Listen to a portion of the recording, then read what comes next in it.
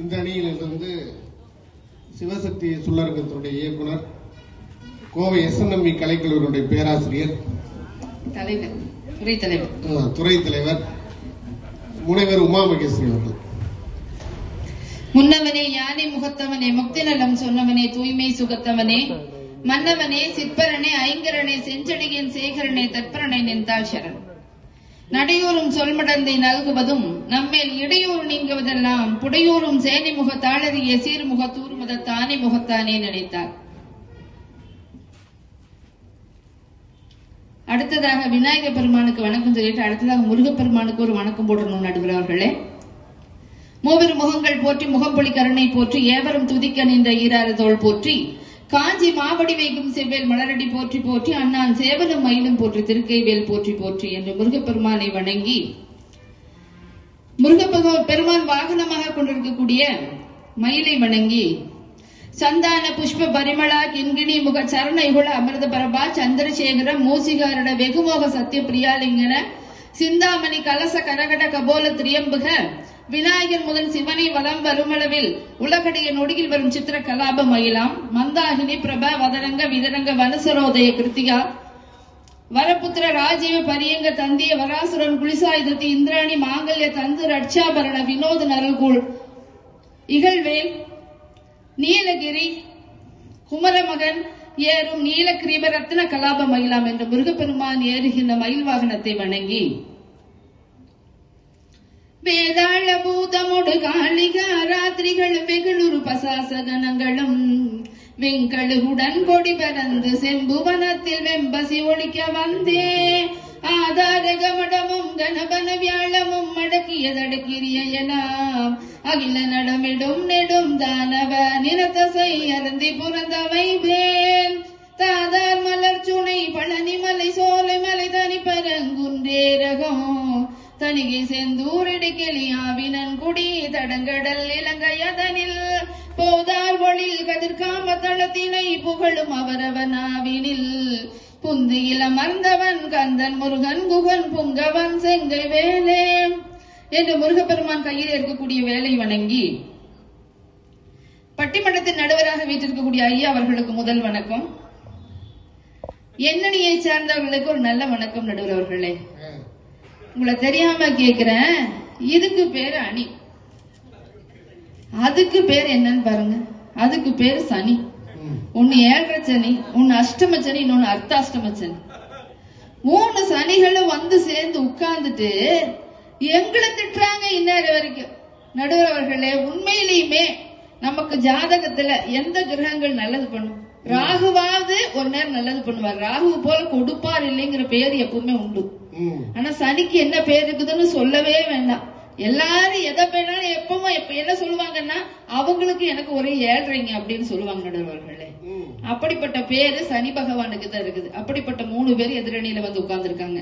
அப்புறம் இந்த பிள்ளைங்க 2 பேர் ஏற்கனவே பேசிட்டு போனாங்க. என்னென்ன சொன்னாங்க? ஹரி பிரபா சொன்னாங்க 100 விஷயங்களை பேசி கல்யாணத்தை பண்ணணும்னு சொல்லி. கல்யாணம் என்பது 1000 காலத்து பயிர் அப்படின்னு சொல்லி சொன்னாங்க.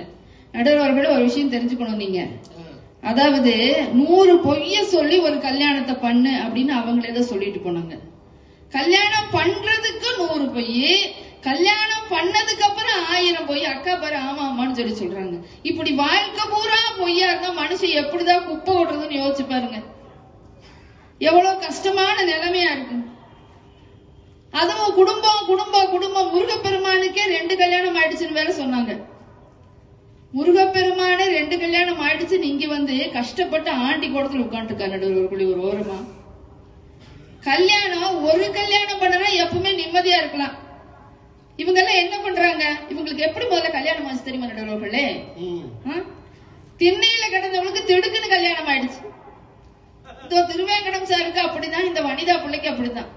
இதுக்கு நீ எப்படி கல்யாணம் ஆகுன்னே தெரியாத கோலத்துல வந்து உட்காந்துருக்காங்க நடுவர்களே 3 பேரும். ஏன்னா எல்லா வேலையும் பண்ணி நல்லபடியா பார்த்து பேசி கல்யாணம் பண்ணணும்னு நினைச்சா நிச்சயமா இதுகளுக்கெல்லாம் கல்யாணமே நடக்காது நடுவர்களே.